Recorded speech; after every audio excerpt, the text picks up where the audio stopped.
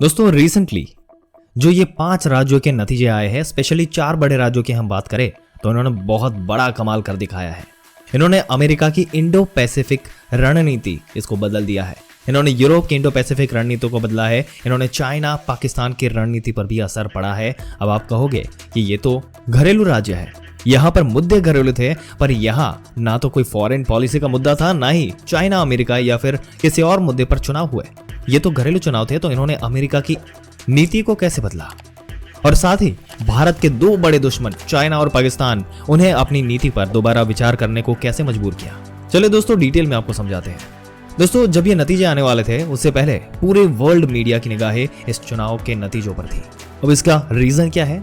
दोस्तों निगाहें इसलिए थी क्योंकि ये आने वाली जो लोकसभा के चुनाव है 2024 में, अब से 5-6 महीने के बाद जब वोटिंग पड़ेगी तो उससे ये सेमीफाइनल था उन चुनाव का, और अमेरिका समेत चाइना, पाकिस्तान, यूरोप के सारे देश इस बात को देखना चाहते थे कि भारत के अंदर 2024 में जब लोकसभा के चुनाव होंगे तो माहौल किसकी तरफ है।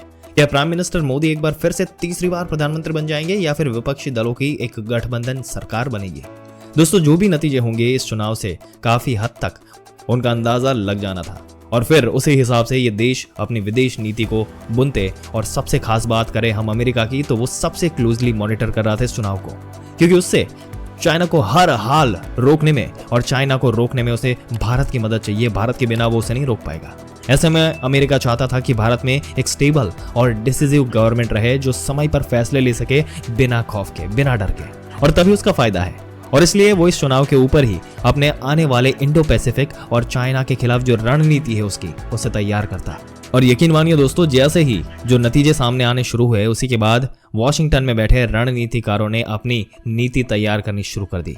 यूरोप के अंदर भी जो नेता थे उन्हें महसूस हो गया कि 2024 में क्या होने जा रहा है। इतना ही नहीं, स्क्रीन पर आप देख रहे हैं जैसे ही रुझान आए तुरंत उसके बाद शेयर मार्केट खुले और बम्पर ओपनिंग हुई। दोस्तों हमारा जो ओल्ड टाइम रिकॉर्ड है उस तक पहुंच चुका है शेयर मार्केट। इतनी जबरदस्त उछाल आई, और शेयर मार्केट में उत्साह का ये कारण है क्योंकि विदेशी निवेशकों को ये पता चल चुका है कि आने वाले 2024 में भारत के अंदर एक स्टेबल गवर्नमेंट रहेगी। कोई भी गठबंधन की सरकार नहीं बनने वाली, क्योंकि जो निवेशक होते हैं, खासकर की विदेशी निवेशक, जब भी वो किसी देश में पैसे लगाते हैं तो उनकी सबसे पहली प्रायोरिटी होती है कि उस देश में जो पॉलिटिकल हालात है वो स्टेबल होने चाहिए। और यही सबसे बड़ा रीजन होता है दोस्तों। अगर वो होता है तो यहाँ पर सारी ही चीजें एक अलग लेवल पर, इंटरनेशनल लेवल पर देखी जाती हैं।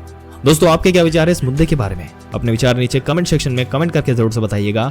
इस वीडियो को जितना हो सके उतना शेयर करें अपने दोस्तों, रिश्तेदारों के साथ, ताकि उनको भी इसके बारे में जानकारी मिलती रहे। और ऐसी जानकारी पाते रहने के लिए हमारी चैनल को सब्सक्राइब करके बेल आइकन जरूर से दबा दें।